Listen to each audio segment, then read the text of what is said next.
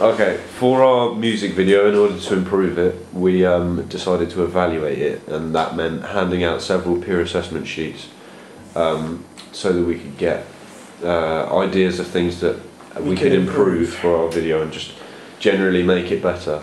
So the first thing was that the clips were too fast. Many people said that they were too fast and they didn't really, the audience couldn't understand it fully or follow it, and it wasn't really cohesive with the music. Yeah, so what we did is we kind of slowed everything down a little bit, but we didn't slow it down too much because what we wanted to do was try and make it kind of snappy so it fitted with the music and make everything sort of cohesive. So we did that, and that's all improved. The second thing was that people said that the meaning was kind of unclear. Our kind of initial idea was to kind of make it a comedy video so that the meaning wasn't really necessary, and we kind of derailed from that halfway through, and after being told to improve the meaning, we kind of went back to it and sort of decided that it didn't really need to make that much sense because it was a comedy. Yeah, it was supposed to be funny. Yeah, because it was a comedy video. Yeah. And a third point that we were given was that some shots were jerky and not steady. This was because why was this? This was because well, in some of the shots, people would just they wouldn't be holding the camera steady, or someone would have knocked it while I was filming or something.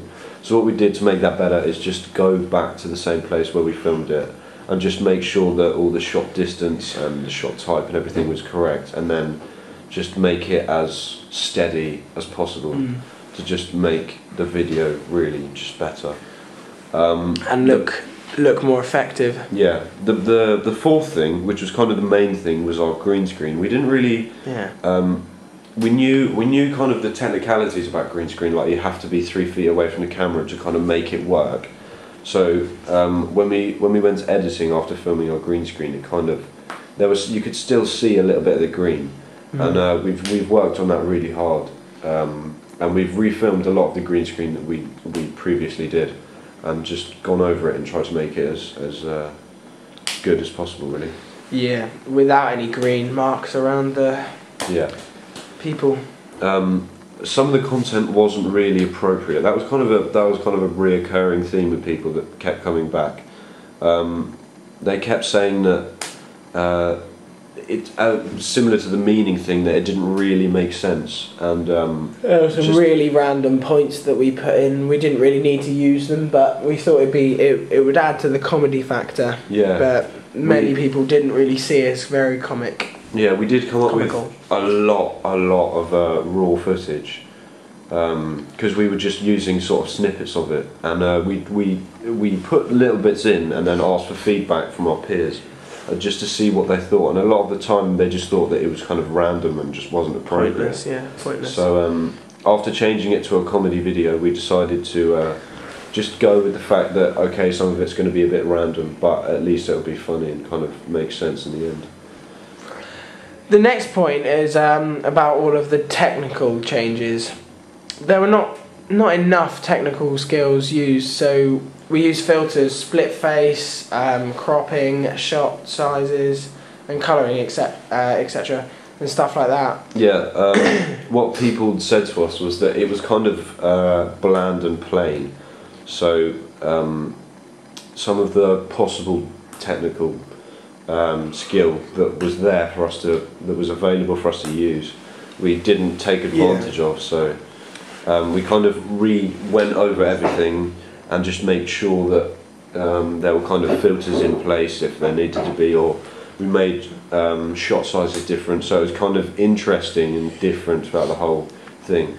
And so it didn't look basic towards our peers when they watched it. One of the main sort of technical things that we did with this was the split face thing, where we got 2 shots and kind of cropped them half and half of the male and the female from our video, and kind of put them together so it looked like half was the male face and half was the female face, and we thought that worked really well. That was really effective. Yeah, and the other thing that goes with that is people said that we needed to use more effects, and that's kind of the same thing as technical changes. We had we added in more transitions and effects to kind of make But they it. also said don't make the effects just pointless and random. So we like worked on where we should put the effects in the right place and where it would look the best Yeah. and most.